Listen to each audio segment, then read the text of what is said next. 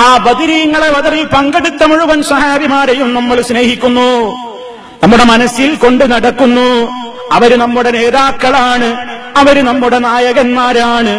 അള്ളാന്റെ മാർഗത്തിലേക്ക് പോരാടാൻ മുന്നോട്ട് വന്നിട്ടുള്ള സർവ്വ നേതാക്കളും നമ്മുടെ നേതാക്കൾ തന്നെയാണ്.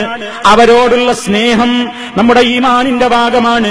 അള്ള സ്നേഹിച്ചവരെ സ്നേഹിക്കൽ നിർബന്ധമാണ്, അള്ള ബഹുമാനിച്ചവരെ ബഹുമാനിക്കൽ നിർബന്ധമാണ്. അള്ളാഹുവിന്റെ റസൂലും അതുപോലെ തന്നെ റസൂൽ സല്ലല്ലാഹു അലൈഹി വസല്ലമിന്റെ സ്വഹാബത്തിനെയും അള്ള തൃപ്തിപ്പെട്ടവരാണ്. വസാബിഖൂനൽ അവ്വലൂന മിനൽ മുഹാജിരീന വൽ അൻസാർ വല്ലദീന തബഊഹും ബിഇഹ്സാൻ റളിയല്ലാഹു അൻഹും വറദൂ അൻഹു.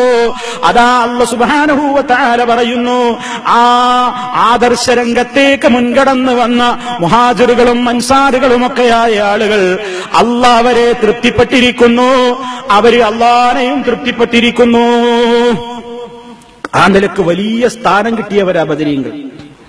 യഅ്മലൂ മാ ശിഅ്തും.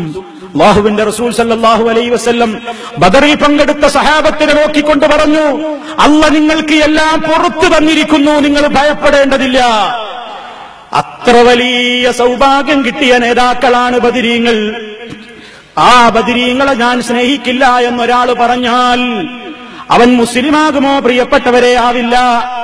അതുകൊണ്ട് ഇന്നത്തെ ദിവസം ഇതാ ബദർ യുദ്ധം നടന്ന സ്മരണ നമ്മുടെ മനസ്സിലേക്ക് കയറി വരുമ്പോ നമ്മളോട് നിങ്ങൾ ഒരു ബദരീങ്ങളുടെ ആണ്ട് കഴിക്കണം, ഈ ദിവസം നിങ്ങൾ ആചരിക്കണമെന്ന് മുത്തുനബി പറഞ്ഞിട്ടുണ്ടോ? ഇല്ല. നിങ്ങളൊരു ബദർ ദിനം ആചരിക്കണം, നിങ്ങളൊരു ബദർ ദിനം എന്ന നിലക്കൊരു ദിവസം ആചരിക്കണം എന്ന് നബി സല്ലല്ലാഹു അലൈഹി വസല്ലം പറഞ്ഞിട്ടില്ല. അതേ അവസരത്തിൽ നമുക്കൊരു ഏറ്റവും വലിയ ബാധ്യതയുണ്ട്. അതെന്താണ്? ബദരീങ്ങളെ സംബന്ധിച്ചുള്ള ഓർമ്മ നമ്മുടെ ഹൃദയത്തിലേക്ക് ഈ ദിവസം കടന്നു വരുമ്പോ അതാ അവർ ഈ ലോകത്ത് എന്തിനു വേണ്ടിയാണോ കഷ്ടപ്പെട്ടത് എന്ന ചരിത്രം പഠിക്കണം. അവരുടെ വഴിത്താര എന്തായിരുന്നു എന്ന് മനസ്സിലാക്കണം. അവരെ സംബന്ധിച്ചുള്ള വിശ്വാസത്തിൽ പാളിച്ചകൾ സംഭവിച്ച കക്ഷികൾ ആരെന്ന് മനസ്സിലാക്കണം. നിങ്ങൾ നോക്കൂ, ഇസ്ലാം സ്നേഹിക്കാൻ പഠിപ്പിച്ച ഇസ്ലാം, ആദരിക്കാൻ പഠിപ്പിച്ച ഇസ്ലാം പറയുന്നു, സ്നേഹം വേണം, ആദരവ് വേണം, ബഹുമാനം വേണം. പക്ഷേ ആദരവും സ്നേഹവും ബഹുമാനവുമൊന്നും അതിര് കടന്നിട്ട് ആരാധനയോളം എത്തിപ്പോകരുത്. ഇത് ഇസ്ലാമിന്റെ കണിശമായ തീരുമാനമാണ്. പല വിഭാഗത്തിനും പഴച്ചുപോയത് അവിടെയാണ്. ജൂതന്മാര് പഴച്ചു. എന്തേ കാരണം? ഉസൈറിനെ അള്ളാന്റെ മോനാണെന്ന് പറഞ്ഞു. അള്ളാഹ്ക്ക് മക്കളില്ല. അരുതാത്ത സ്ഥാനത്തേക്ക് ഉസൈർ അലൈഹിസ്സലാമിനെ അവർ ഉയർത്തി.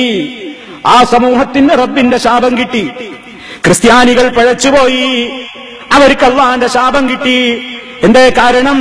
ഈസാ അലൈഹിസ്സലാത്തു വസ്സലാം എന്ന് ആദരപൂർവ്വം നമ്മൾ വിളിക്കുന്ന ഈസാ നബിയെ, അതുപോലെ തന്നെ മറിയം ബീവിയെ അതാ മനുഷ്യരുടേതായ പദവിയിൽ നിന്നും മാറ്റിയിട്ട് ഇലാഹുകളുടെ പദവിയിലേക്ക് ഉയർത്തിയിട്ട് അമിതമായ രൂപത്തിലുള്ള ആദരവും ബഹുമാനവും അതാ ആരാധനയിലേക്ക് അവർ എത്തിച്ചേർത്തപ്പോ പടച്ച തമ്പുരാന്റെ ശാപം നസാറാക്കൾക്കുമുണ്ടായി.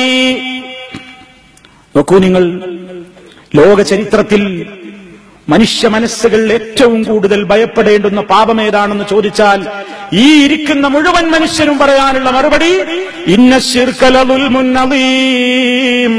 വമ്പിച്ച അക്രമം എന്ന് പറയുന്നത് ശിർക്ക് തന്നെയാണ്. ഏറ്റവും വലിയ പാപം ശിർക്കാണ്. ഞാനും നിങ്ങളും എന്നല്ല, ലോകത്ത് എല്ലാ മനുഷ്യനും ഏറ്റവും കൂടുതൽ ഭയപ്പെടേണ്ടുന്ന ആദ്യ പാപം ശിർക്കാണ്. അത് അല്ലാഹു പൊറുക്കൂല. അതൊരിക്കലും അല്ലാഹു പൊറുക്കൂല എന്ന് പറഞ്ഞതാണ്. ഒരാൾ ജീവിതമാസകലം ജീവിതത്തിൽ ശിർക്ക് ചെയ്തിട്ട് തൗബ ചെയ്യാതെയാണ് മരിച്ചു പോകുന്നതെങ്കിൽ അവൻ നരകത്തിൽ ശാശ്വതവാസിയാണ്. ഒരു കാലത്തും അവന് മോചനമില്ല. അതാണ് അല്ലാഹു പറഞ്ഞത്, ഇന്നല്ലാഹ ലാ യഗ്ഫിറു അൻ യുശ്റക ബിഹി വയഗ്ഫിറു മാ ദൂന ദാലിക ലിമൻ യശാഉ.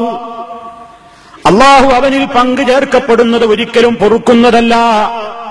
അതവൻ ഒരിക്കലും പൊറുക്കൂല. അതല്ലാത്ത ദോഷങ്ങളൊക്കെ റബ്ബ് അവന്റെ ഔദാര്യം കൊണ്ട് പൊറുത്തു കൊടുത്തേക്കും. പക്ഷേ ശിർക്ക് അവൻ ഒരിക്കലും പൊറുക്കുന്നതല്ല. ശിർക്ക് പ്രവൃത്തിയിൽ വിശ്വാസത്തിൽ വന്നുപോയി കഴിഞ്ഞാൽ ആ മനുഷ്യന്റെ ഒരു കർമ്മവും അല്ലാഹുവിന്റെ അടുക്കൽ സ്വീകാര്യമല്ല. ശിർക്ക് ജീവിതത്തിൽ നിലനിർത്തിക്കൊണ്ട് നിസ്കരിച്ചിട്ടും നോമ്പെടുത്തിട്ടും സക്കാത്ത് കൊടുത്തിട്ടും ഹജ്ജിന് പോയിട്ടും കാര്യമില്ല. അപ്പൊ എത്ര ഗൗരവമുള്ളതാണ് ശിർക്ക്. അത് നമ്മുടെ ജീവിതത്തിൽ വരാതിരിക്കാനുള്ള ഏറ്റവും വലിയ ശ്രമത്തിലാണ് ബദരീങ്ങൾ പോരാടിയത്. അത് ഈ രാജ്യത്ത് സമ്മതിക്കൂല എന്ന് പറഞ്ഞുകൊണ്ടാണ് ബദരീങ്ങൾ പോരാടിയത്. ആ ശിർക്കിനെതിരെയാണ് ബദരീങ്ങൾ രക്തം ചിന്തിയത്. ആ ശിർക്കിനെതിരെയാണ് ബദരീങ്ങൾ ജീവൻ കൊടുത്തത്, സമ്പത്ത് കൊടുത്തത്. ആ ശിർക്ക് ലോകത്ത് തളർത്താനും ലാ ഇലാഹ ഇല്ലല്ലാഹയുടെ ശബ്ദം ലോകത്ത് ലിതകൂന കലിമത്തുല്ലാഹി ഹിയൽ ഉൽയാ, ലാ ഇലാഹ ഇല്ലല്ലാഹയുടെ ശബ്ദം അത് ലോകത്ത് ഉയർന്നു കാണണം. അതിനുവേണ്ടിയാണ് ബദരീങ്ങൾ പോരാടിയത്. എങ്കിൽ പ്രിയപ്പെട്ടവരെ, ഈ പരിശുദ്ധമായ റമദാൻ, ഈ റമദാനിൽ നമ്മൾ എന്തിനാണ് നോമ്പെടുക്കുന്നത്? ലഅല്ലക്കും തത്തഖൂൻ, മുത്തഖികളായി തീരാൻ വേണ്ടി. മുത്തഖി എന്ന് പറഞ്ഞാൽ ദോഷബാധ വരാതെ സൂക്ഷിക്കുന്നവനെന്നാണ്. മുത്തഖി ആരാണ്? ദോഷങ്ങളൊന്നും വരാതെ സൂക്ഷിക്കുന്നവൻ, സൂക്ഷ്മതയുള്ളവൻ. ദോഷങ്ങളിൽ ഏറ്റവും പ്രധാനപ്പെട്ടതിനെ കുറിച്ച് സൂക്ഷ്മത വേണ്ടേ? ഏറ്റവും വലിയ ദോഷം ശിർക്കാണ്. ശിർക്കിനെ പറ്റിയുള്ള ചർച്ചയോ ശിർക്കിനെ പറ്റിയുള്ള ആലോചനയോ ഇല്ലാതെ നമ്മൾ എങ്ങനെയാണ് ദോഷങ്ങളെ കുറിച്ച് ചർച്ച ചെയ്യുക? ഏറ്റവും വലിയ ദോഷം ശിർക്കാണെങ്കിൽ അത് നമ്മുടെ ജീവിതത്തിൽ വരാതെ നോക്കണ്ടേ? എങ്ങനെയാണ് പ്രിയപ്പെട്ടവരെ ലോകത്ത് ആദ്യമായി ശിർക്ക് കടന്നു വന്നത്? ഒരു ചരിത്രത്തിലേക്ക് നിങ്ങളുടെ ശ്രദ്ധ ക്ഷണിക്കട്ടെ. ലോകത്ത് എങ്ങനെയാണ് ശിർക്ക് തുടക്കം കുറിച്ചത്?